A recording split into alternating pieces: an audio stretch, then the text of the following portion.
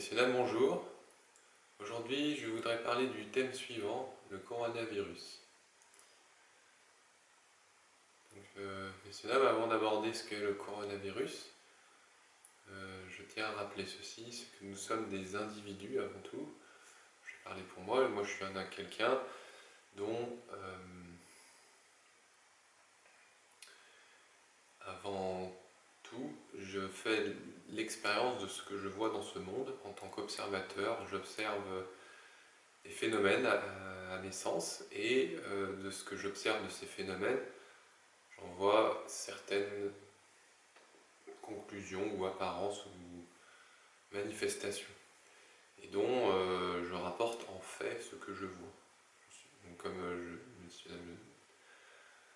vous en doutez, avant de rencontrer un problème ou une situation, ou dans le cas de cette vidéo, parler du coronavirus, nous sommes des individus qui, mus de 5 sens, nous faisons l'expérience de ce monde et dont nous observons des phénomènes et dont nous en tirons des conclusions, des compréhensions et dont ensuite nous nous adaptons suivant ce que nous avons observé de ces phénomènes. Donc voilà, messieurs, ce que je voulais rappeler d'abord avant de commencer cette vidéo concernant ce que nous sommes, avant de voir ce que nous avons à voir. Là, ce point étant effectué, puisque nous sommes des individus dotés de 5 sens, la vue, l'odorat, l'ouïe, le goût, le toucher et le mental, nous sommes en mesure, à travers les 5 portes d'essence que je viens d'évoquer, de faire l'expérience du monde qui nous entoure et d'en tirer des observations, des sensations, une conclusion, des pensées et éventuellement des images de ce que ce monde veut nous donner à l'heure. Donc, messieurs, dans le cadre de cette vidéo, et dont le sujet est le coronavirus, je vais vous exposer le point de vue de quelqu'un observant ce monde à travers de ses sens et dont ces observations lui ont amené à voir des conclusions, ou des réponses, ou des phénomènes à la porte de ses sens et dont il l'exprime maintenant. Donc, messieurs, dames, nous sommes amenés à voir une menace qu'on appelle le coronavirus, qui est une pandémie. Pourquoi? Parce que c'est un virus qui tellement s'est propagé qu'on ne peut plus l'appeler juste un virus standard, on appelle ce virus une pandémie. Pourquoi? Pour la raison que je viens d'évoquer. Donc voilà pourquoi, dans le cadre du coronavirus, on parle d'une pandémie au vu de sa diffusion et de son étendue. Donc c'est un virus qui, d'après ce que je vous rapporte de ce que j'ai vu, touche la population, qui les amène à rencontrer des difficultés d'un point de vue santé, et peut parfois causer la mort à ceux qui ne sont pas suffisamment physiquement forts ou qui n'ont pas développé suffisamment de capacité de résistance vis-à-vis de ce virus. De ce que je vous rapporte, de ce que j'ai vu, c'est quoi d'autre? C'est que, au vu de cette menace qui est donc, enfin c'est pas une menace, c'est une pandémie, cette pandémie qui touche de nombreux êtres dans le monde, on parle de plusieurs milliers d'individus en termes de gens ayant pathologie, et plusieurs millions, peut-être, au moins centaines de milliers d'individus qui en meurent. Bon, ce sont de ce que j'ai lu, de ce que je rapporte. Je n'ai pas de termes exacts en termes de chiffres, mais simplement de ce que j'ai observé, de ce que j'ai entendu ici ou là. D'un point de vue personnel. Autour de moi, de ce que j'ai vu, observé, certains ont rapporté avoir eu ce coronavirus. en être infecté et à devoir se soigner avec les médicaments correspondants. Et de ce que j'en ai vu, effectivement, autour de moi, certains ont eu le coronavirus, ont été en quarantaine, ou d'autres ont été touchés et dont ils ont été vaccinés. Certains ont eu seulement une fois le coronavirus, de ceux qui l'ont eu. D'autres l'ont eu jusqu'à 2 fois. Cela a touché ceux qui étaient seulement eux, ou eux plus autour d'eux. De ce que je vous rapporte et ce que j'ai observé autour de moi. Et dont on a identifié que la cause était le coronavirus comme maladie les ayant affectés et touchés.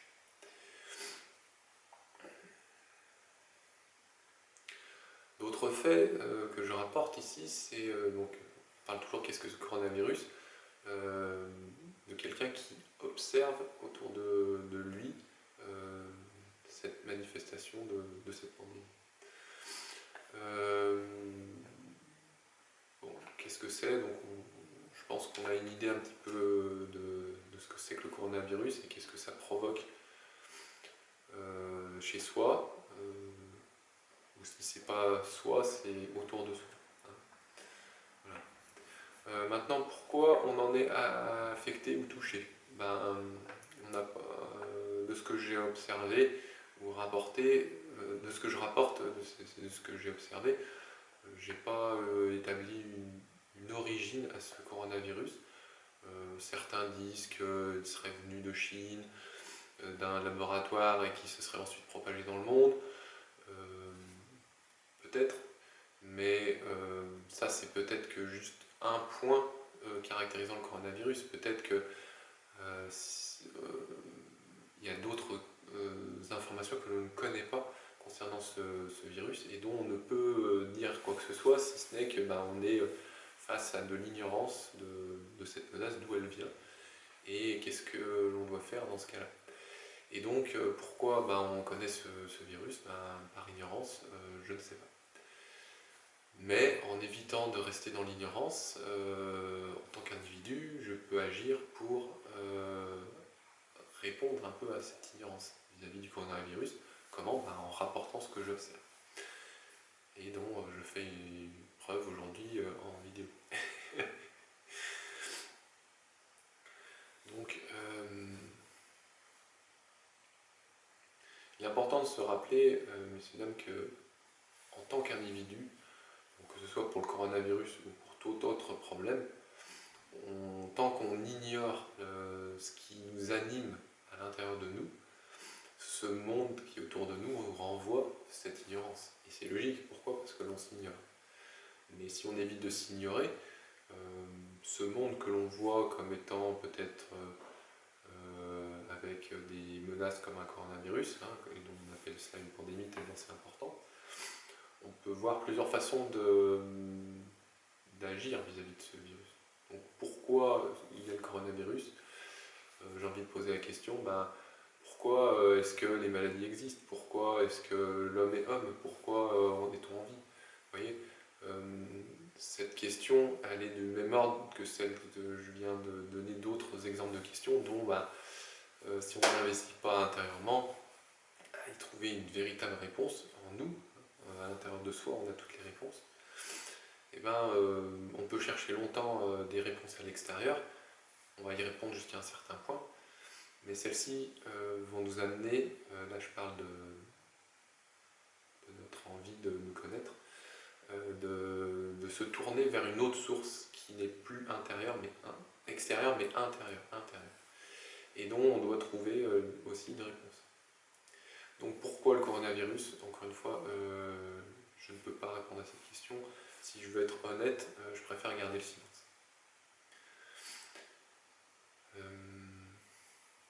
Et donc comment y remédier?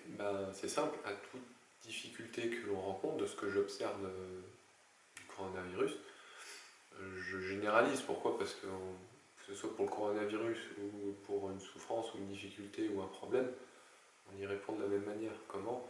En évitant de développer la souffrance qui est liée à cette menace. Et comment on fait cela?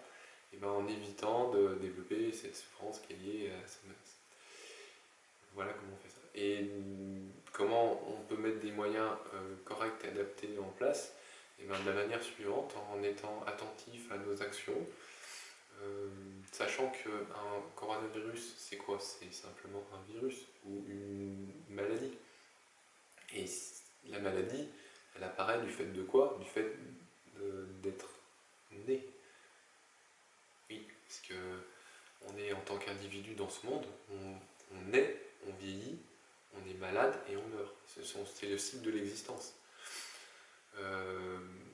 Donc, en tant qu'individu, pour peu qu'on soit mu de cinq sens, on est dans ce monde, on a pris une existence, cette existence on la vit, on l'éprouve, et l'éprouvant, elle nous altère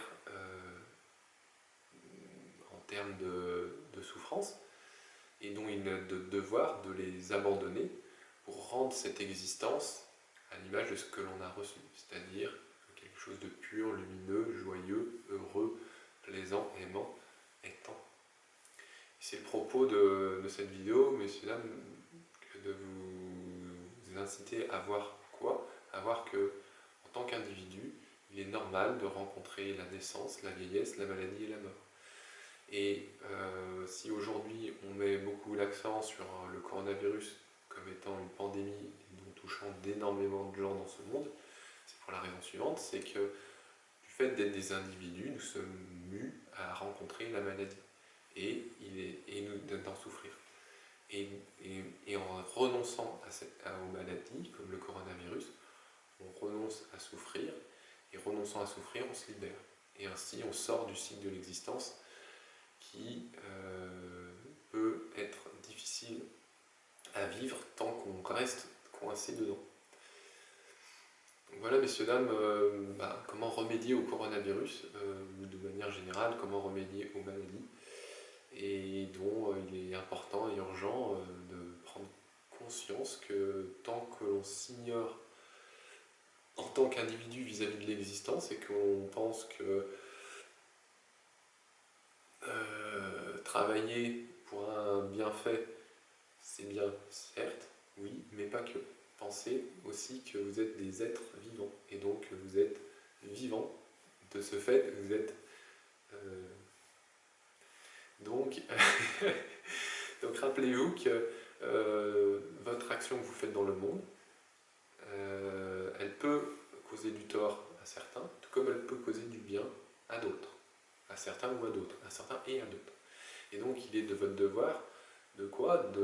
D'agir en évitant de faire des mauvaises actions pour les uns comme pour les autres, et à cultiver les bonnes actions pour les uns comme pour les autres. Et ainsi, vous éviterez de connaître des actions qui causent peut-être de la souffrance pour les uns ou pour les autres, et vous rejoindrez un mouvement qui va dans le sens d'aider les uns ou les autres, les uns et les autres. Et en amont aux mauvaises actions, c'est ce que je trouve comme réponse à vous dire quand on voit de la souffrance ou des difficultés, et dont tant qu'on est celui qui fait des mauvaises actions, on crée de la souffrance. Mais qu'en évitant de faire des mauvaises actions, et en ayant honte aux mauvaises actions que l'on effectue, en se disciplinant et en renonçant à faire de nouveau des mauvaises actions à l'avenir, on montre l'exemple de quelqu'un qui se discipline et dont il doit reprendre humblement son travail de pratiquant discipliné et correct pour ainsi ne plus connaître de souffrance et ne plus générer de souffrance pour ceux qui sont autour de lui. Et ainsi montrer l'exemple de quelqu'un heureux, joyeux, aimant, étant.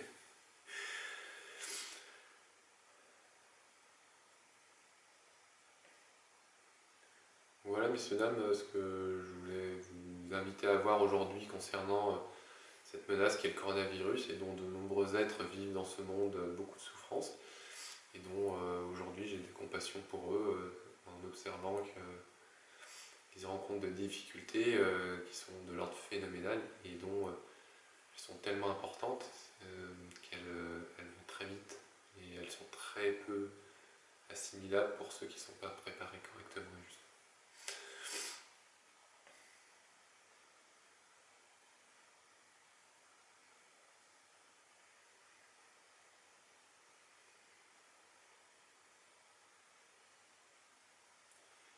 Messieurs, dames, prenez soin de vous, prenez soin de vos proches, soyez prudents dans vos actions, vérifiez que vous êtes généreux avec ceux qui sont autour de vous, vérifiez que vous vous disciplinez à donner des règles de bonne conduite aux actions que vous menez, vérifiez à être patient dans les actions que vous entreprenez, vérifiez que vous faites des efforts corrects et justes pour atteindre ces objectifs dont vous êtes fixés. Concentrez-vous à faire le bien autour de vous et en vous, et ainsi soyez sages avec cette énergie que vous avez reçue en ce monde et dont vous en êtes des dignes représentants dès lors où vous propagez la vertu qui est l'âme, ou la voix, ou la vie, ou l'intelligence, ou la morale, ou les valeurs fondamentales qui forment un être humain vivant, aimant et heureux pour lui et pour ceux qui l'entourent.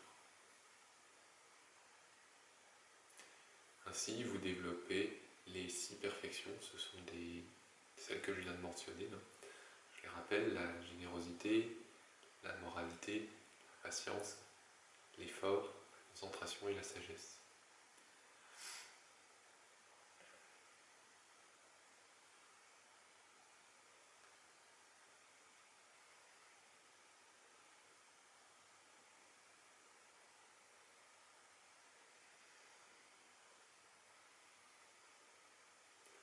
Messieurs, dames, lorsque vous entendez ce message, j'ose espérer que vous saurez observer ce monde et ce qu'il vous donne à voir.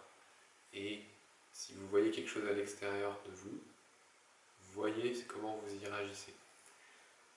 Et voyez si vous en êtes affecté. Si vous voyez ce monde et que vous ne faites qu'observer, comment pourriez-vous y réagir? De même, si vous voyez ce monde et vous y réagissez, qu'est-ce que vous voyez comme souffrance y apparaître? Si vous ne faites qu'observer, comment pourrait-il y avoir de la souffrance? Et ainsi, messieurs, dames, voyez que de ce monde, on en reçoit une information. Lorsqu'on reçoit une information, on reçoit une information. Et ainsi, on a reçu une information. Donc, messieurs, dames, il n'est pas important de réagir à ce que l'on voit, mais en observant ce que l'on voit, observant ce que l'on voit de ce monde, on voit certaines choses à travers de nos sens, on en fait une expérience, et cette expérience, elle nous apprend à savoir où on en est dans notre chemin spirituel. Est-ce qu'on en est au début, au milieu ou à la fin? Est-ce que c'est mauvais, bon ou neutre? Et ainsi, on en tire une expérience et donc on en donne un fruit. Si ce fruit est amer, c'est qu'on a encore des difficultés avec ce monde que l'on observe et dont il nous renvoie à nos souffrances intérieures et dont on doit abandonner ces souffrances intérieures. Ou sinon, si on a fait le travail nécessaire et qu'on observe simplement ce monde, on cesse d'y réagir, qu'on fait simplement cueillir ce que l'on voit, puis on y trouve un fruit agréable. En voyant qu'on trouve un fruit agréable, on se satisfait de ce fruit et on est content, heureux, joyeux, aimant. On est.